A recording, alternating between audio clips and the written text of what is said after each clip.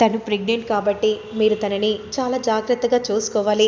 ఇదిగో ఈ medicines రాసిస్తున్నాను, time to time వేయండి అనే విధంగా అంటూ ఇక వెంటనే అక్కడ నుండి వెళ్ళిపోగానే, ఇదేంటి మమ్మీ ఇలాంటి ట్విస్ట్ వచ్చింది ఏంటి మమ్మీ, ఇలా జరిగింది ఏంటి, నువ్వు ఉండరా అనే విధంగా అనగానే, ఇదిగోండి సార్, ఎప్పటికప్పుడు మందులు వేస్తూ ఉండండి, ఇక అలాగే మంత్లీ కూడా హాస్పిటల్కి చెకప్కి రావటం మర్చిపోకండి అనే విధంగా అంటూ వెంటనే అక్క నుండి డాక్టర్ వెళ్ళిపోగానే ఆ మాట విన్న రూప మాత్రం ఎలాంటి సంతోషం లేకుండా మౌనంగా కూర్చుంటుంది.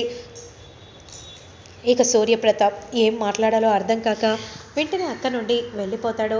ఇక కట్ చేస్తే నెక్స్ట్ సీన్లో మాత్రం రాజు ఫ్యామిలీ అంతా కూడా మందరం కోసం చాలా బాధపడిపోతూ ఉంటారు. ఇక అందరూ అలా బాధపడిపోతూ ఉంటే ఇక జరిగిన గతాన్ని తలుచుకొని రూప చాలా బాధపడిపోతూ ఉంటుంది.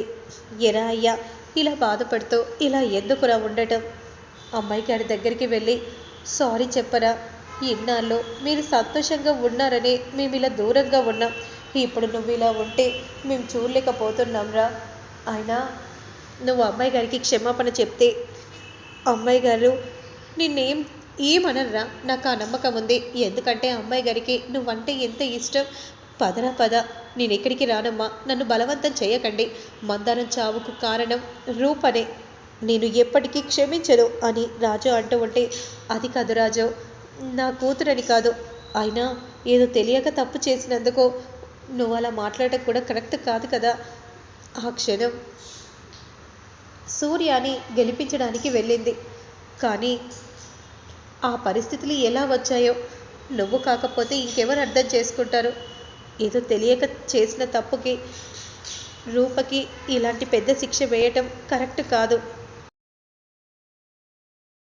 మీరు సంతోషంగా ఉంటే చూడాలని అనుకుంటున్నాం, ఎన్నాళ్ళు ఆయనకి దూరంగా ఉండి నేనెంత బాధపడ్డానో నాకు తెలుసు రాజు, మీరు కూడా మళ్ళీ ఇలా దూరమై ఇలా వేరుగా ఉంటే నేను చూడలేను రాజు, మీరు సంతోషంగా ఉండాలి, వెళ్ళు, ఇంటికి వెళ్ళి రూపతో సంతోషంగా ఉండు.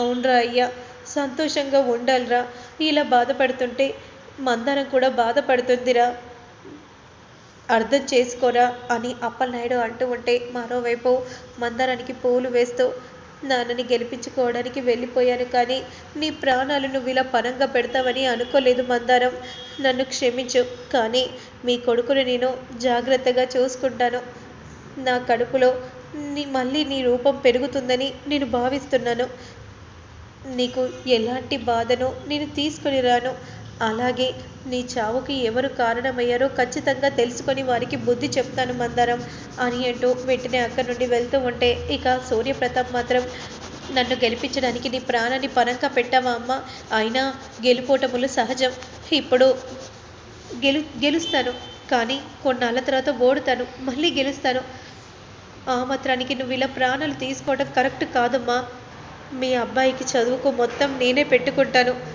నీ ఆత్మకు శాంతి కోరేలా నేను చూసుకుంటానమ్మా మందారం అని అంటూ మందారం అక్కడి నుండి వెళ్ళిపోగానే, పాపం మందారం, నీ ప్రాణాలను నువ్వు నా చేతిలోనే పోగొట్టుకుంటావని అనుకోలేదు, అయినా ఇంత త్వరగా నువ్వు వెళ్తావని నేను అస్సలు ఊహించలేదు, సరేలే నీకు పెద్ద కర్మ చేస్తాను, ఎందుకంటే నీ ప్రాణాలు తీసింది మేమే కదా, పెద్ద కర్మ చేసినా కూడా నీకు ఆత్మ శాంతించదని తెలుసు, కానీ తప్పక చెయ్యాలి, ఏం చేద్దాం అని విజయాంబిక మొక్కుకుంటూ ఉంటుంది. మరోవైపు మాత్రం పాపం మందరం, నువ్వు అక్కడికి రాకుండా ఉంటే ఇంకొద్ది రోజులు బ్రతికేదానివి, ఎందుకు వచ్చి నీ ప్రాణాలు పోగొట్టుకున్నావు చెప్పు, సరే పోయావు, ఎలాగో నాకు రూప దక్కించుకునే ప్రయత్నంలో మాత్రం నువ్వు అడ్డుగా ఉంటావు కాబట్టి నిన్ను అడ్డును తొలగించుకున్నాను, నువ్వు నీ ఆత్మ శాంతించాలని నేను కోరుకుంటున్నాను, ఇక చేసేది ఏమీ లేదు అని అంటూ వెంటనే అక్కడి నుండి దీపక్ వెళ్ళిపోతాడు.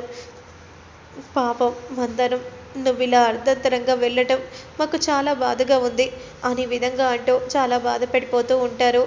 ఇక వెంటనే పింకీ రూపను చూసి అక్క చాలా బాధపడుతుంది, ఈ విషయం వెంటనే రాజన్నకి చెప్పాలి అని అంటూ పింకీ వెంటనే ఫోన్ చేస్తూ ఉంటుంది. రాజు ఫోన్ తీయడు. వెంటనే ఎవరు ఫోన్ చేస్తున్నారా అయ్యా, ఫోన్ తీయరా, నీకెరా అని అనగానే ఫోన్ తీయకుండా మౌనంగా ఉంటాడు. అప్పుడు వెంటనే నా మీద కూడా కోపంగా ఉన్నట్టుంది రాజుకి అని అనుకుంటూ ఉండగా వెంటనే ఫోన్ చేయగానే అప్పలనాయుడు ఫోన్ లిఫ్ట్ చేసి, హలో రాజు, అమ్మ చెప్పమ్మా, నేనమ్మా అప్పలనాయుడును. అప్పలనాయుడు గారు, రాజు ఉంటే ఒకసారి రాజుకు ఫోన్ ఇస్తారా? ఇదిగో అయ్యా, స్పీకర్ ఆన్ చేస్తాను, మాట్లాడనమ్మా అనగానే వెంటనే పింకీ, హలో రాజు, ఎందుకు రాజు నా మీద కూడా కోపంగా ఉన్నావా? నాకే ఆపద వచ్చినా కూడా తొలగిస్తానని మాటిచ్చావు కదా రాజు, అలాగే నేను ఆపదలో ఉన్నాను, నువ్వు నాకు ఒక హెల్ప్ చేయాలి రాజు అని అంటూ ఉంటే మౌనంగా రాజు వింటూ ఉంటాడు. చాలా బాధగా ఉంది రాజు, అందరూ బాధగా ఉన్నారు. పాపం రూప కడుపుతో ఉంది, అయినా అందరూ ఉన్న బాధగా ఉంది. నువ్వు ఈ ఇంట్లో అడుగు పెడితే సంతోషంగా ఉంటుంది. ఈ సమయంలో ఇలాంటి విషయం చెప్పడం చాలా బాధాకరంగా ఉన్నా చెప్పక తప్పట్లేదు. నువ్వు ఎలాగైనా రా రాజు, రూప బాధని పోగొట్టు అనే విధంగా అంటూ కాల్ని కట్ చేయగానే, "ఏరా అయ్యా, చూసావా అమ్మాయి గారు కడుపుతో ఉన్నారంట. మందారం చనిపోగానే వెంటనే రూప కడుపులో పడిందిరా. ఇంక నువ్వేం ఆలోచించకో, పదరా అమ్మాయి గారి దగ్గరికి వెళ్దాం."